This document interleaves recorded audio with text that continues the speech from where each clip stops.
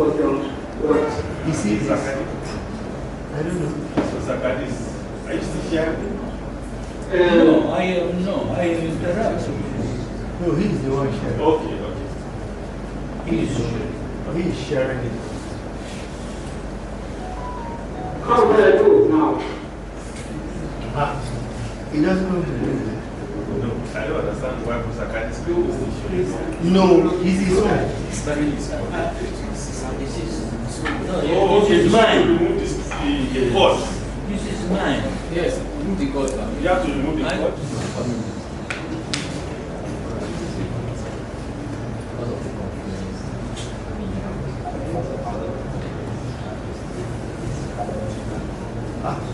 He's making call. You can start.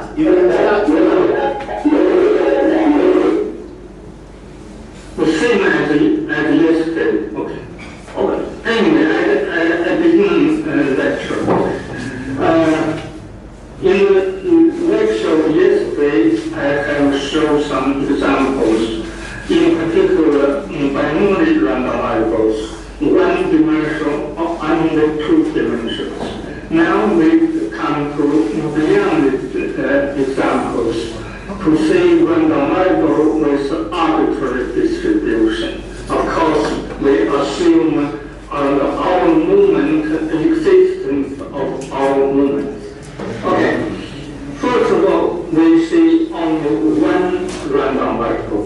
This I taken material from the work of Arcadi and Boshev to give the random quantum decomposition of one random variables. Arbitrary variables, or let's say the distribution has all the finite moments is determined by the Jacobi coefficient. And you have two families of Jacobi coefficient. Use this, you can construct a certain Fock space to do the quantum decomposition in terms of creation, annihilation, and preserving operator. In short, we can call it Kappa operators. Use the standard notion A delta, A minus, and A z to indicate the creation, annihilation, and preserving operator. What is one model interacting Fock space? This is a typical model to present a quantum decomposition of one probability distribution. Okay. Roughly speaking, one interacting Fock space is a Fock space over C. Usually Fock space over a certain Higgs space. Now this Higgs space is just a C, very simple. Then you do the break sum of a sequence Hn. Now what is the Hn? For each n as a vector space, this Hn always is C. What changed according different n is inner product or scalar product defined on this vector space C. What's scalar product? Scalar product for each n and two elements in C, two numbers. N's scalar product is the standard scalar product on C multiply omega 1 and product omega 1 and omega 2 and so on up to omega n. This is a scalar product on nth space. Okay. Now you have a sequence of Hilbert space, then you do the break sum and you get a pre-Hilbert space. Then this pre-Higgs space is used to do the quantum decomposition for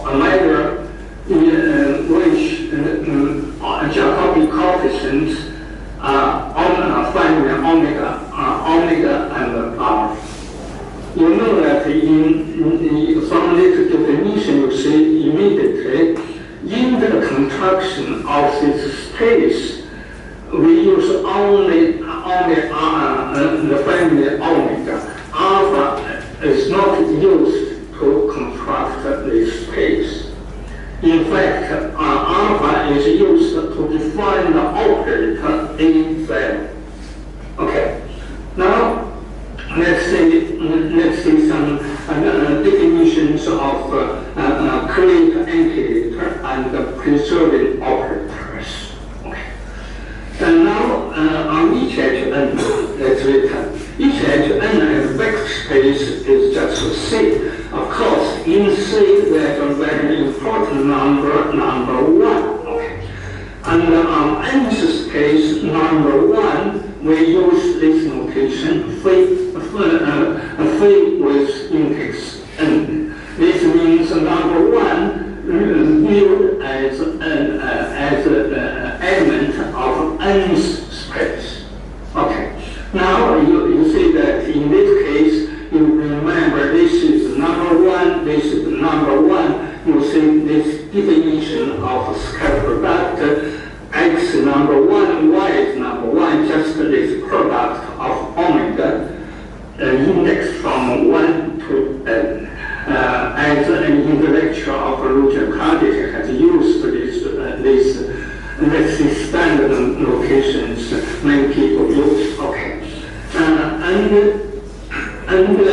Now let's see operators, how to define the creators, antedator, and the preserving operators.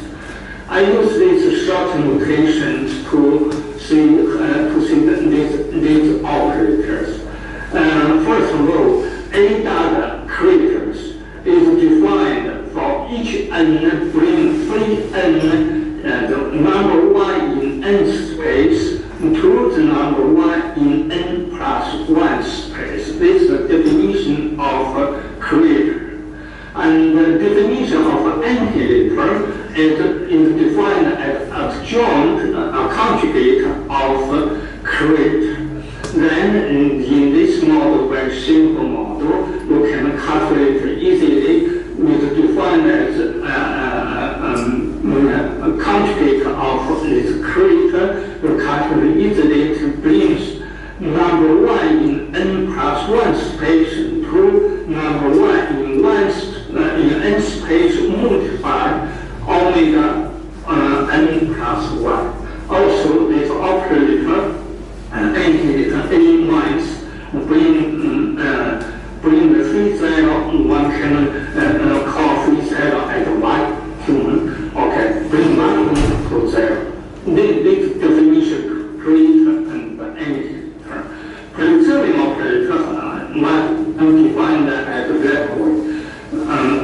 Bring phi n to phi n multiply alpha n. You remember in the construction of space, we use only family omega, but family alpha now is used in the definition of preserving operator. You can see easily this space practically is isomorphic to standard L2 space. And the scalar product, each element of this, you can imagine element of this space as, let's say, a vector of infinite dimension of vectors. So, two elements in that space, the scalar product is defined as 0 space, and for each nth space, then you sum of that. This is a typical definition of scalar product of a direct sum. Okay. So we have these creator, antedator, and preserving operators. And in this respect to the base, what is base? This phi n we have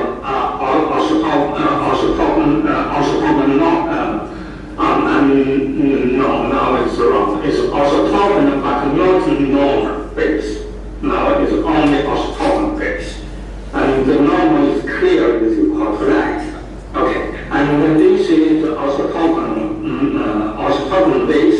with respect to this orthogonal base, you can have a matrix representation of this creator and preserving operator. Practically, all these three operators can be represented as matrix, a very particular matrix. First, A0 can be represented as a diagonal matrix. Diagonal elements are just that alpha k. Okay. And A plus and A minus are represented as matrix. A plus is that line after diagonal, no, below diagonal. A minus is that line after diagonal. Okay. And the element of the matrix of A plus, the matrix representation is below the diagonal line, all elements are 1. And A minus, the upper diagonal line, all the elements are omega k for each k from 1. Okay. Now this is a very simple picture to give a quantum decomposition of one random variables equivalent to the distribution of that random variables. Of course, we need a condition that this random variables has all orders of movement. Okay.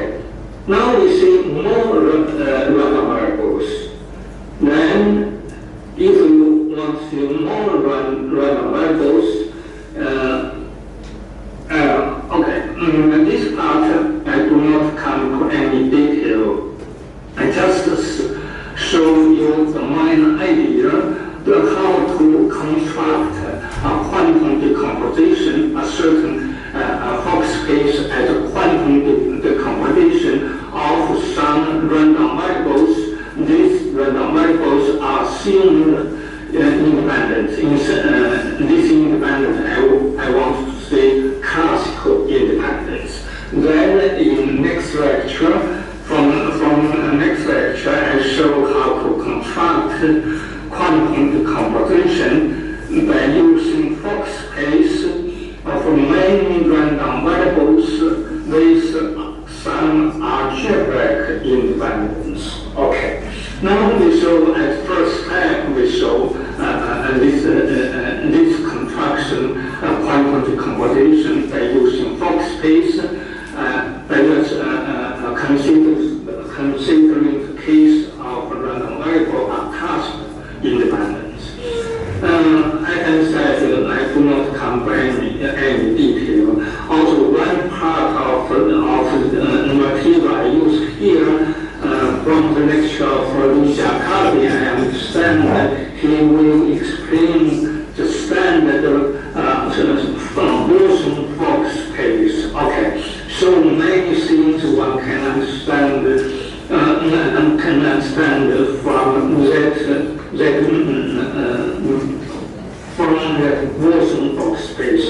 Practically, now we use the Fock space as a modification of standard Wilson Fock space. Let's see. We consider a family of measures. They always assume that all the movement, all the movement are finite. Okay. Now for each k, we have a measure, and this measure associate a family of Jacobian. I add another assumption. I consider symmetric case. In fact, asymmetric case, as an idea, almost the same. The idea does not change a lot, but technically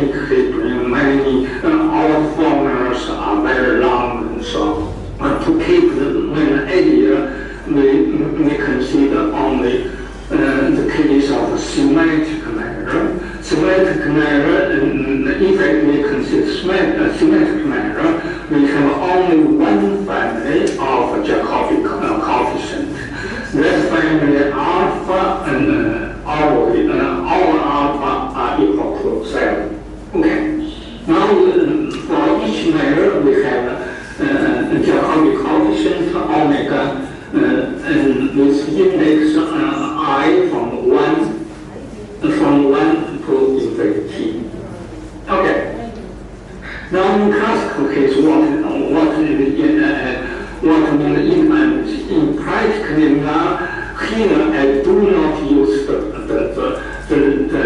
definition of classical independence. In fact, I use this factorization of mixed movement. Okay. In my lecture, I say independence means a certain rule to do factorization of mixed movement. In classical case, it means this equality. And what I have now. Now for each k, I have a new k, a certain probability measure. And I can show you for each measure we have a quantum decomposition by use one mod interacting Fock space, means the Fock space over C. And this omega, in the definition of this one mod Fock space, this omega are used to define the new scalar product. Okay. And for each k we have this one mod Fock space. Because we ask classical independence, we know that classical independence in terms of means tensor product. Okay. So it is very natural to think the quantum decomposition of a sequence of probability measure, ask classical independence. One can do the quantum decomposition by taking tensor product. Okay.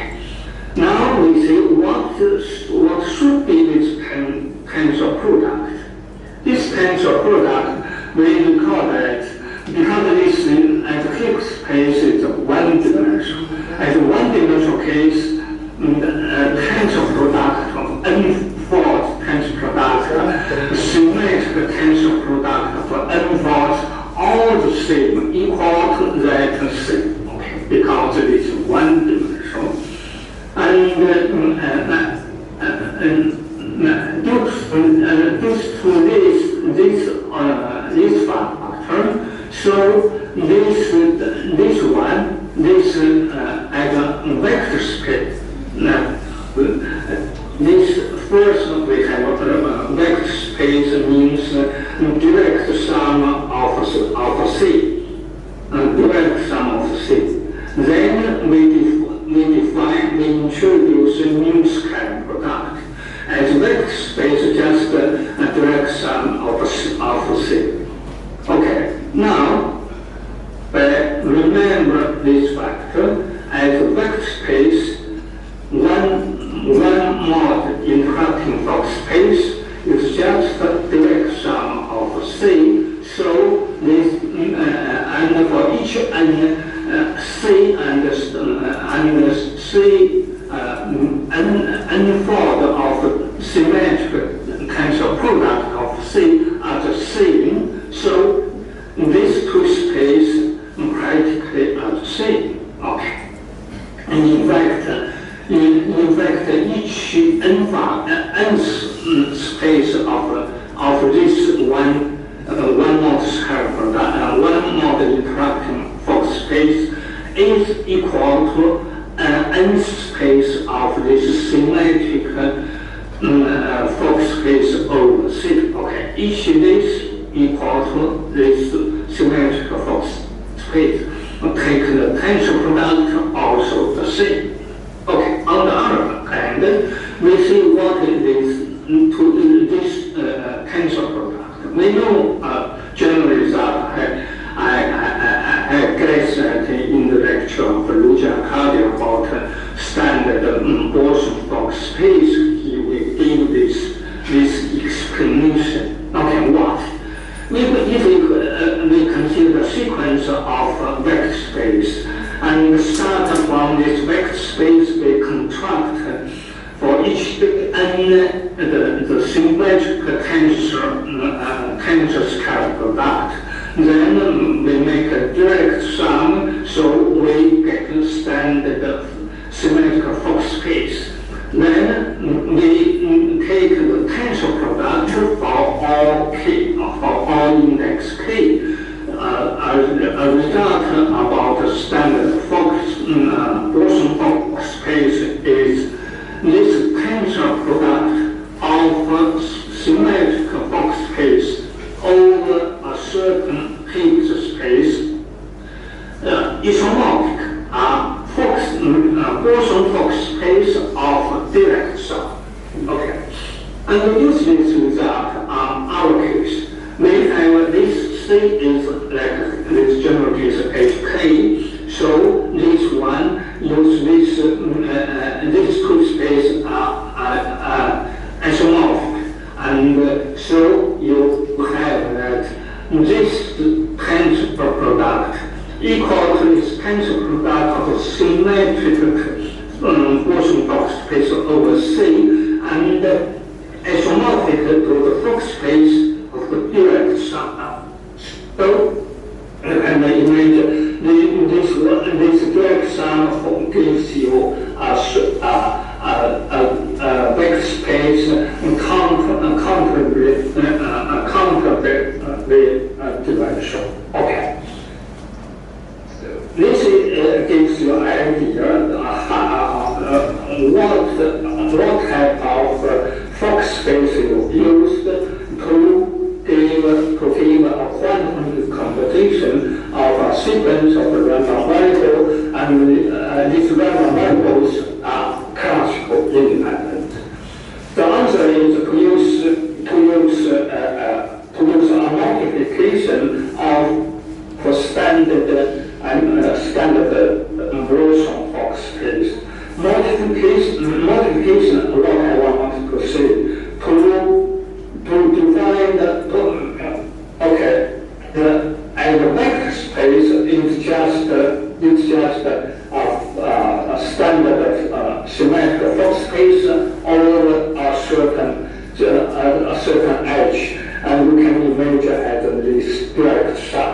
Okay, and this is vector space. When you need a scalar product, of course, even in one dimensional case, one mod in Fock space, I can show you that scalar product very dependent on this object.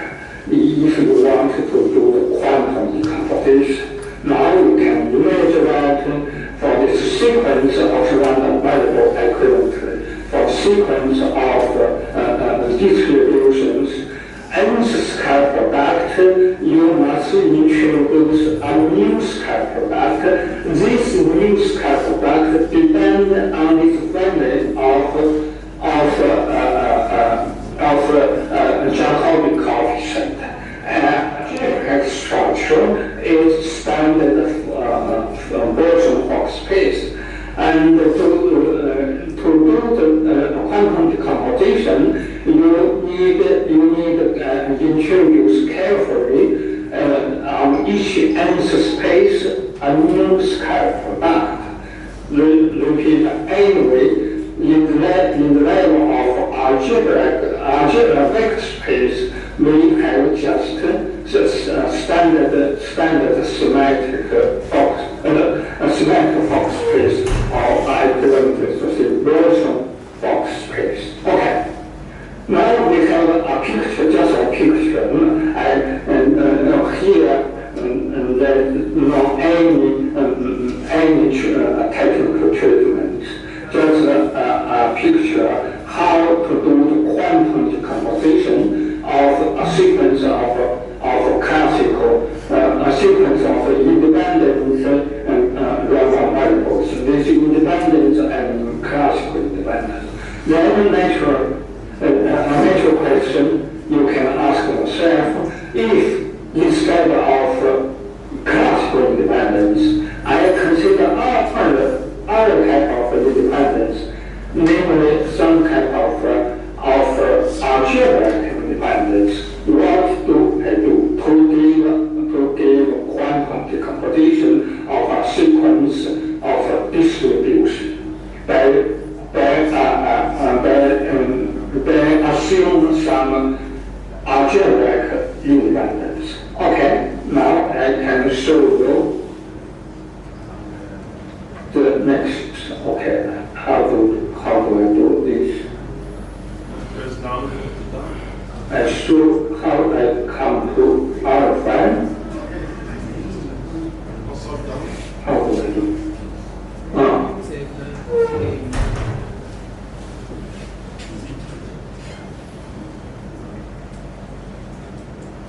Now okay or not? You can just press your cursor down. Yeah, Okay. Let's see the chart 2. Is what I have said. Use a certain Fock space. Up to now, still not clear what Fock space I must use. Okay. Anyway, we can show you. I can show you what type of Fock space. Use a certain type of Fock space to give one composition of a sequence of distribution by assume some algebraic independence. Then different type of algebraic independence, case by case, I will give you definition. Okay. We start to see this problem. We start from very simple case, classical case. Okay. If we consider a sequence of distributions, I think sequence purpose, and it includes the case of n is a certain natural number. It means a finite or a sequence. Okay.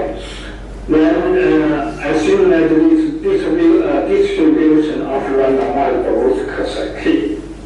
And we assume that these random variables are independent, classical independence, and satisfy with the distribution of K is just this mean K.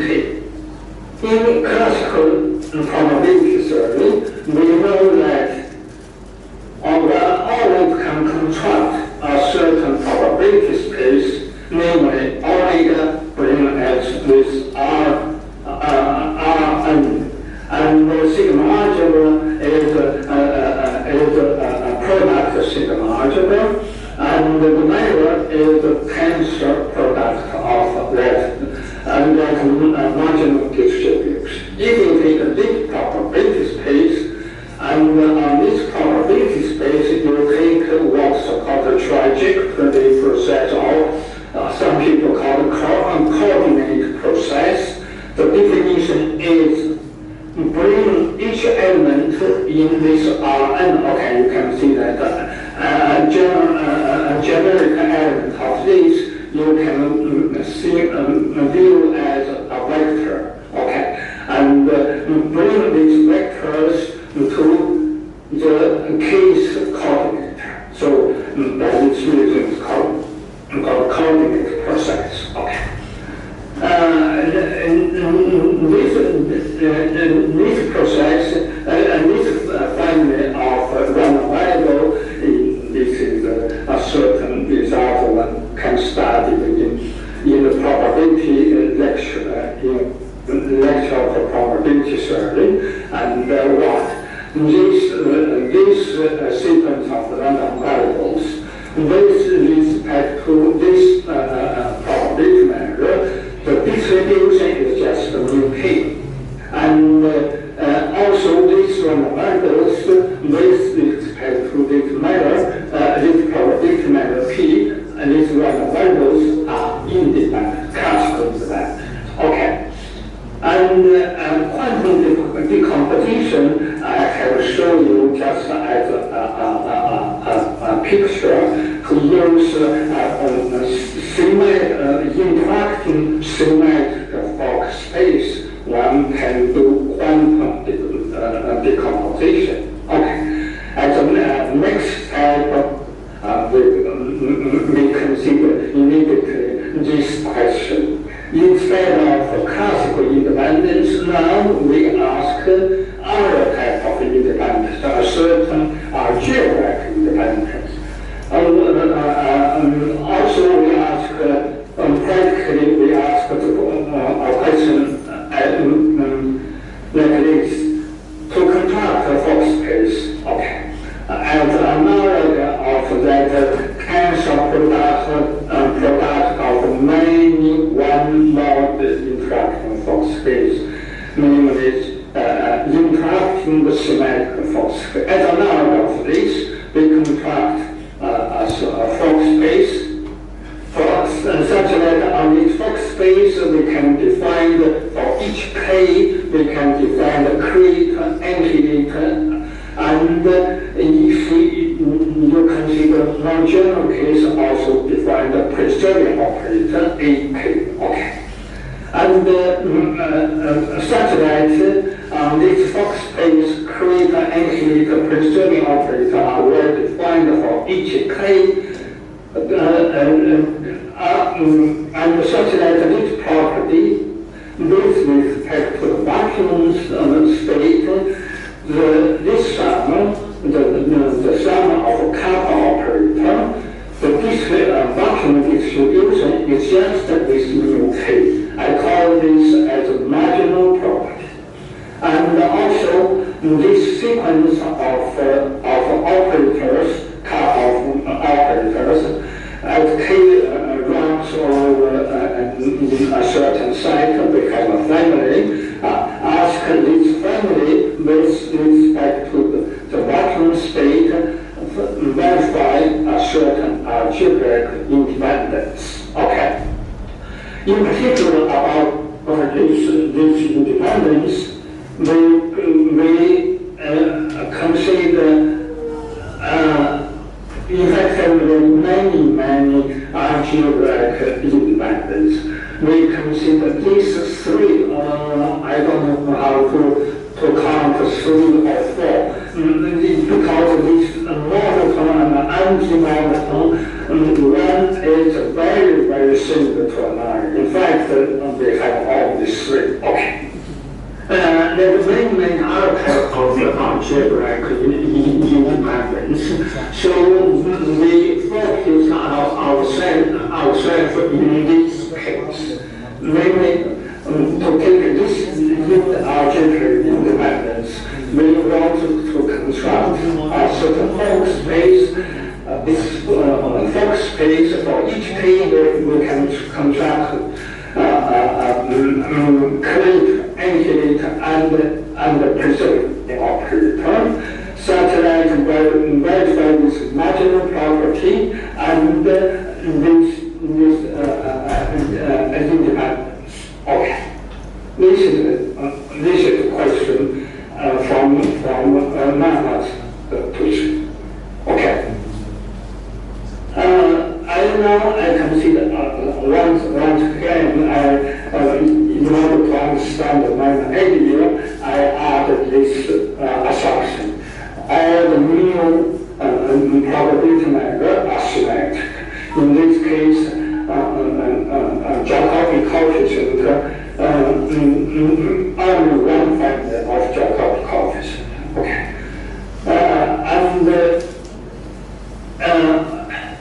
This I have used this notation in the lecture of Jacobi. It's a probable infinity. It means probability matter is all finite movements. Okay. And since I have assumed the matter is symmetrical, so only one third of Jacobi coefficient. In order to take algebraic independence, of course we need algebraic probability space. In the lecture Cardiff has given the definition of algebraic probability space. Is a pair one is A, the star algebra, and this is a state. Okay, state is state. State means positively functional and also normalized. Okay. In my lecture, this star algebra is not necessary to have identity. It means it's not necessarily a unique algebra. In this case, what means normalized means, okay, in general case, this A, if this A is unique, then normalized means bring the identity operator to number one, as in the lecture of Cardiff show. I have said to see this algebraic independence, sometimes we must consider this star algebra is not unique. Means in this algebra there is no element so-called identity. In this case, what means the normalized means this state is a restriction of another state, and that another state is a state of this unique algebra. This is a direct sum of two star algebra. One is our star algebra. Another, this C is used as a star algebra. Okay, direct sum. This is a standard result operator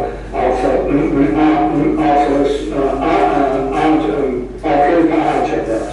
Okay, this for any star algebra, this direct sum is always a unique star algebra.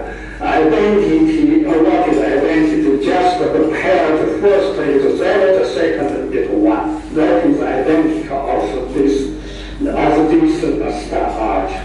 Okay. In case of A is not unique, this free is normalized, means this restriction of a state on this direct sum. Okay.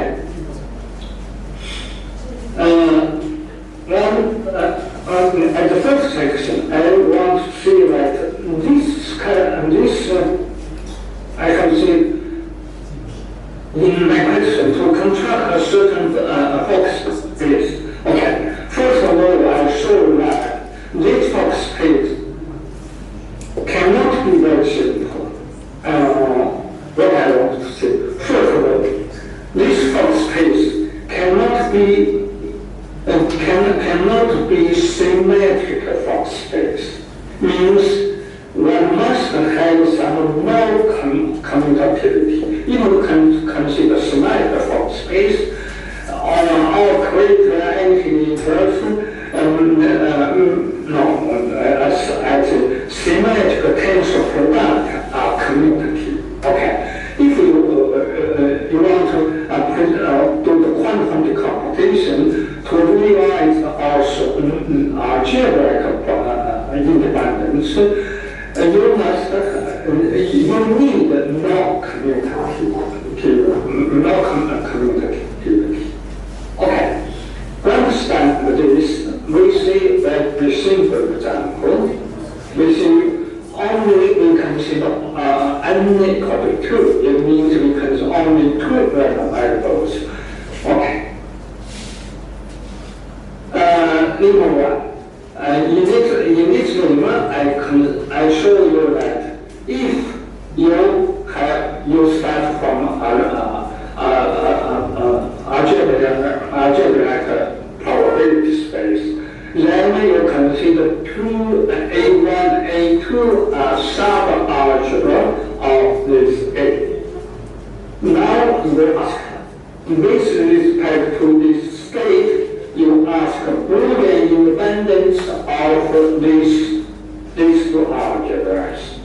What means Boolean independence? Okay, I can here I can show you independence. Now we see this result. Okay, then if we ask also commutativity, then only very particular case can verify both Boolean independence and these two algebras are commutative.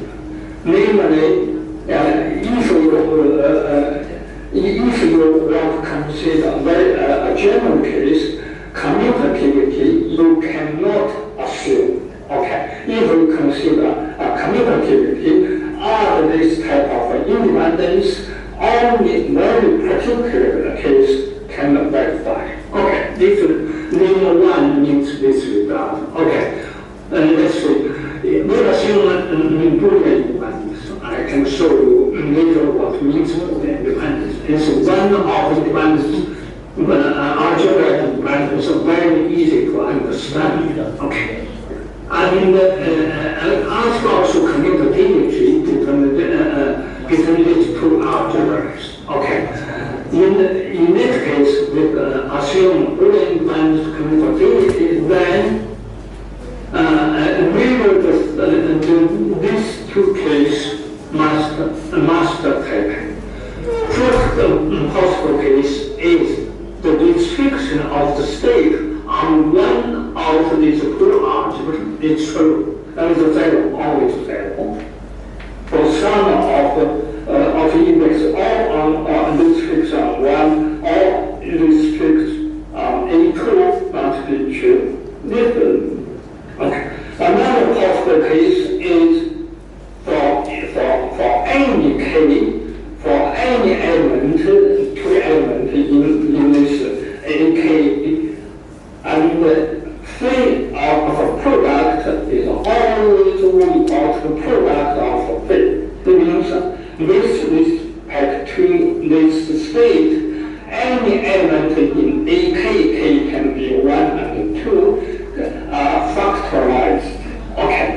And as a sequence of this factorization, you can check easily this equality hold for all the n.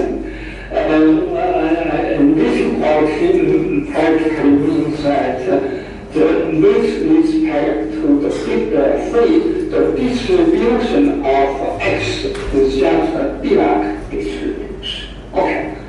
Let's say the independent definition of Boolean independence. Then we show that Boolean independence together with commutativity implies one of these three cases must take. Okay, so it means that in general you cannot assume commutativity. You must do that things in more commutative framework. Okay, this is some reference about that independence. Now we see this Boolean independence. I have seen this one of algebraic independence easily to understand the editor. Okay. Of course, you can find many difficult calculations, but as an idea, what means Boolean independence is very easy to understand. Okay, means that we consider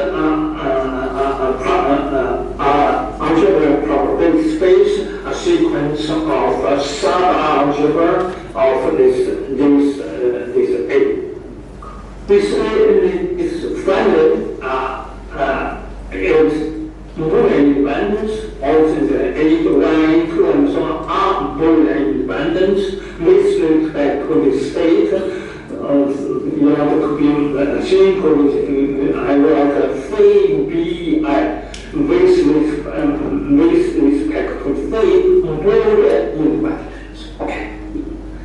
And the definition is for any from 2 yards. Okay. For any this F in Fn, have defined Fn or somewhere I have defined. Okay.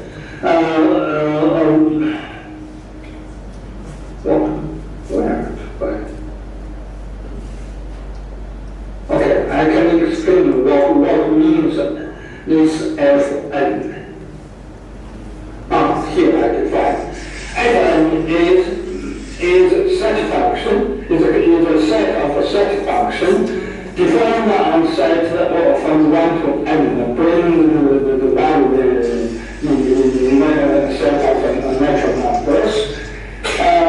Important feature of function in this class is this function calculated two consecutive points are different. It's important. So F1 different from F2, different from F3, and so on. But F1 could be equal to F3, for example.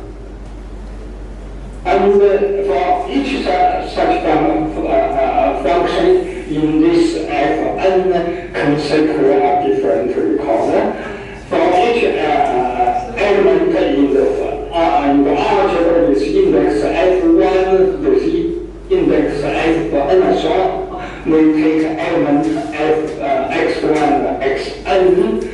Boolean independence means free calculate such product of x1 and xn are taken in this algebras factorize. Okay, this means these algebras with respect to the state free of Boolean independence. Okay. It's clear that if you consider only two algebras, one is index I, another is the index J. Okay, and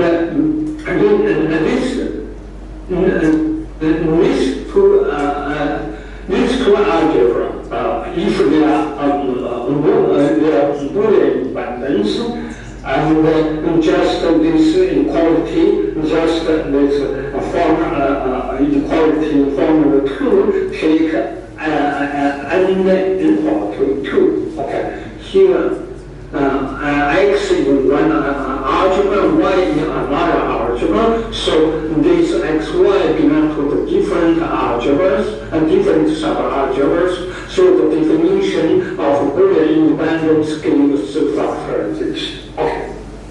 Because I formulate this because for giving proof of limit 1, I need only two sub-algebras. Okay.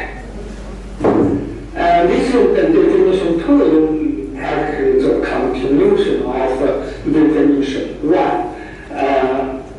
Here, what is a sequence of random variables, what means Boolean independence. Okay, now you can see the element in this star algebra. Each element in this star algebra we call as algebraic random variables. So now we have a family of algebraic. This family of algebraic random variables is Boolean independent. Currently, one say these random variables are Boolean independent. With respect to the state of free, if these sub-algebras AK, what is sub-algebra? AK, for each K, AK is star sub-algebras generated by xk. Practically, generic element in this algebra is a polynomial of xk and xk star. Okay, polynomial with two variables. One variable is xk, another variable is xk star. A generic element. Okay, mention that. Okay.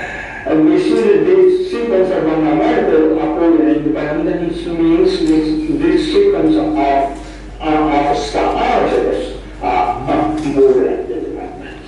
Okay. Now you see, a proof is very easy, so I showed that there's not any difficult technical treatment. So I showed it's sufficient to do the trick ourselves we consider only two rubber variables. Okay, for each case, we take algebra variable in a case. Okay, such that xk for 0. Otherwise, if it's sufficient to consider this case. Otherwise, what happens? Otherwise means there exists a case such that any element in that algebra, and this one always equal to 0. In that case is exactly one of the possible cases like this. So it means that if this happens, okay, and then it's one of the possible cases. Then we consider if this is not happen, we prove that that one must happen. By this discussion, we consider the case. It is sufficient to consider such case for each case. In algebra, AK there's an element xk such that phi calculate xk different from 0. So we can just k. Now we consider k equal to 2. Okay. Now we consider phi equal to 2. Phi x2 in the second algebra, there is x2, phi x2 different from 0. Okay. We take two elements in A1. We see this product.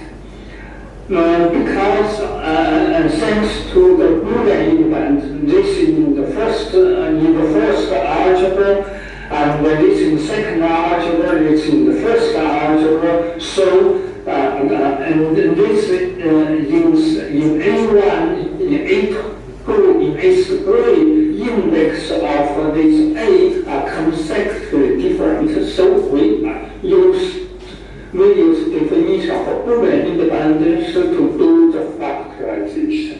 Okay. Then we use the commutativity.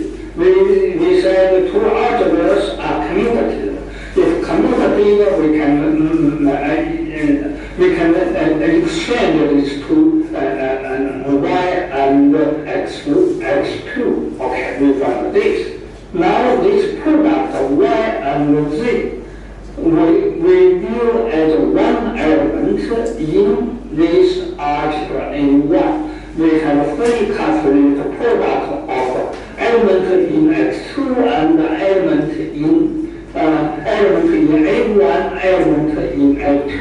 So once again we have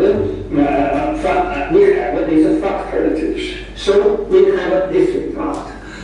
We have three x2 different from 0 in two parts. We can cancel this different from 0.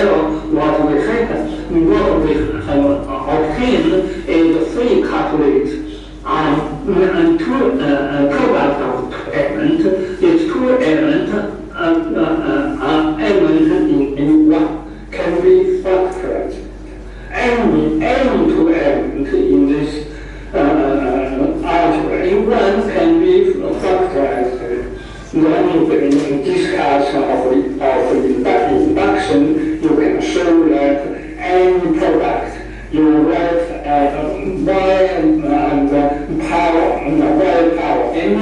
Y is the element of A1, y power n is element of A1, like in this equality z.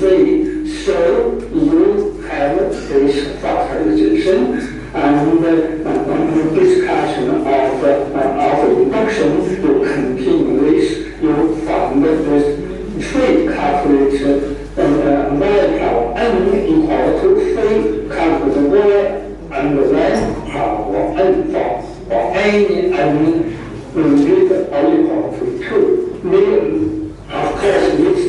taken 3x2 different from 0, consider two elements y, z, and z in A1, I can extend, take 3xy equals 0, y and z in A2. We get the same type of result, what type, such type of result. For any element in A1 or A2, we always have such equality. It's exactly what I have announced here. For each k, for any element in this AK, free calculate on the product can be factorized. And the discussion of by using this equality, the discussion of induction, we get this equality. So this shows that by assuming Boolean independence, assume commutativity, we have the one of these two case. So this result is practically suggests us to consider Boolean independence to assume no commutativity. Okay. Now I show you this remark.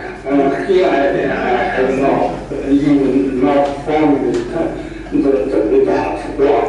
I just show that this status, the same type of result, one can change, one can replace this independence, Boolean independence by other type of algebraic independence. After the commutativity, one gets the result very similar, means only some very particular case. Okay, this remark. First of all, Boolean independence can be replaced by the monotone independence, equivalent to anti-monotone independence. This definition I will show you later. Okay. And we replace the Boolean independence in our assumptions and conclusions are the same. Okay. One can also replace the Boolean independence in one by full independence. But now you need assumptions.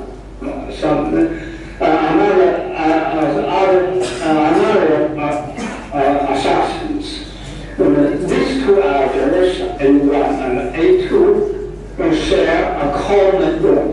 There's an element in the intersection of these two objects. It rules as identity. Means multiply from left, from right, is the same equal to that element itself. Okay. I just found that gave the idea of that result that remark. How many minutes I have?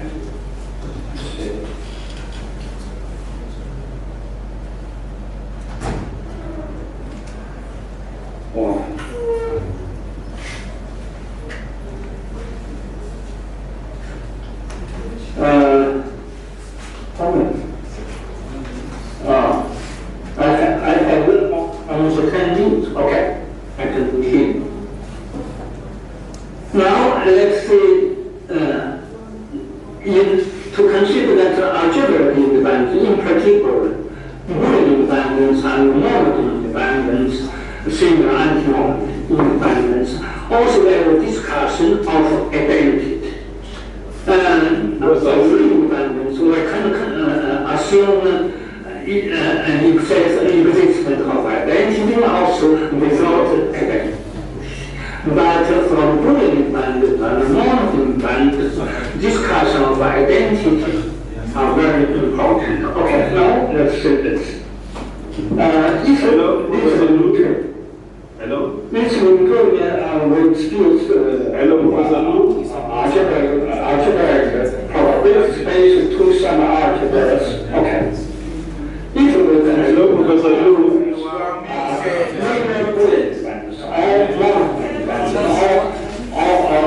I will give proof on only for probabilities. Up now, I have not given definition of non-independence. Okay. I show you, I wrote the result here. I show that I explained the proof. Okay.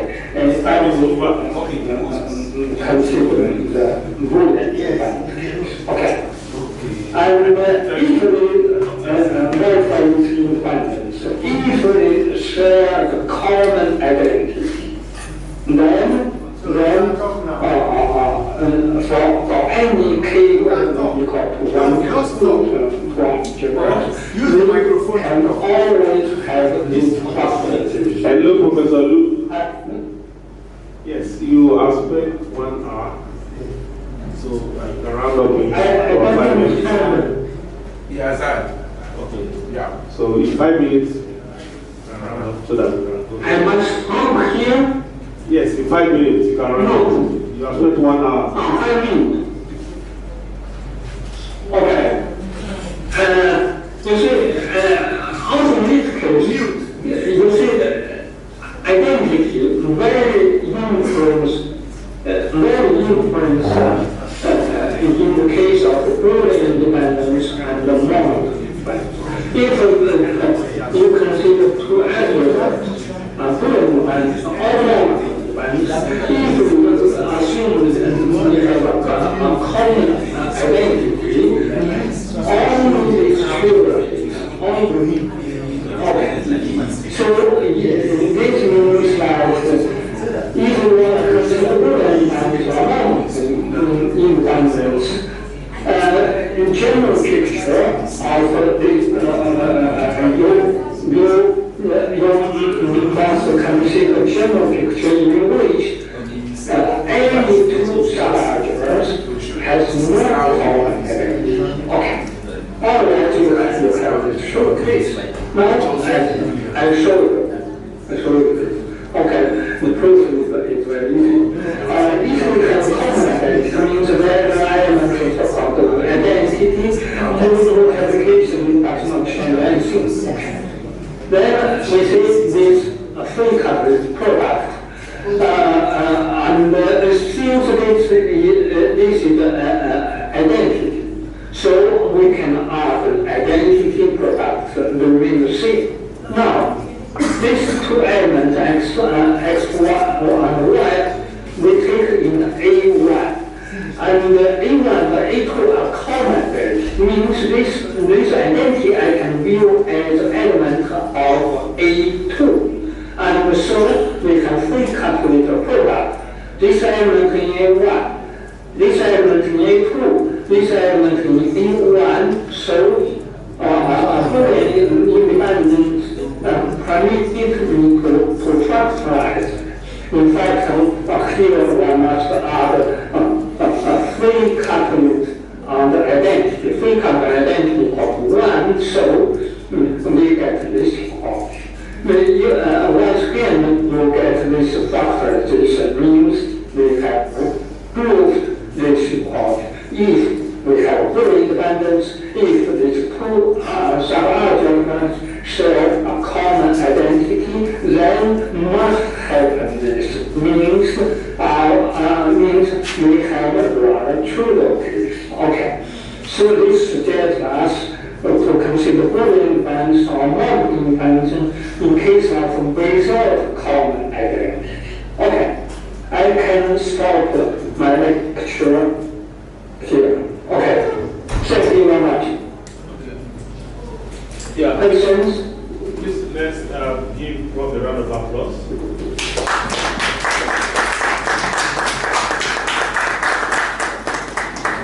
So thank you, Prof, for the lectures. Please, I hope you can hear me.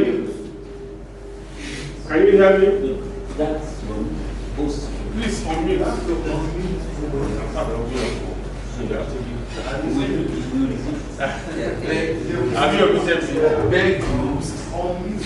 On mute.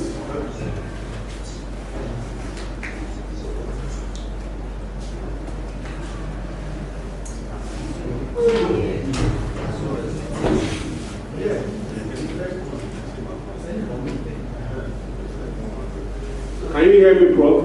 Yes. Dr. Lu? No. Hello, Professor Lu, can you hear me? He has already muted. You have been muted. Yes, tell him that he should unmute this. Unmute him. Okay. Tell him. Please unmute Professor Lu. Unmute. He's already muted. Can you hear me? Unmute. Oh, thanks. So, yeah, we appreciate your lecture, and we want to ask for questions. Those online, if you have a question, please you can raise your hand.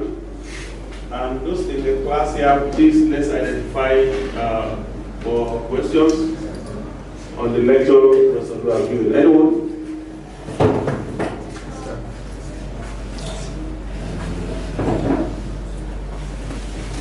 Okay, online.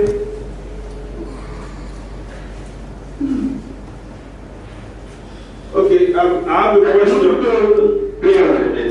I have a question. Can you hear me? Clearly. Okay, good. Now, the description you have given now, I can remember yesterday that we were made to know that this description applies for yesterday to the federal case. I want to know, is this the same now too? Because using the Boolean and the commutative functions that you have described, does it also apply, to the federal case? And I have not seen the operators that we have been describing, maybe the annihilation creation as described by Professor Agadi in the probabilistic algebraic conversation. Can you get my question? Can you hear me?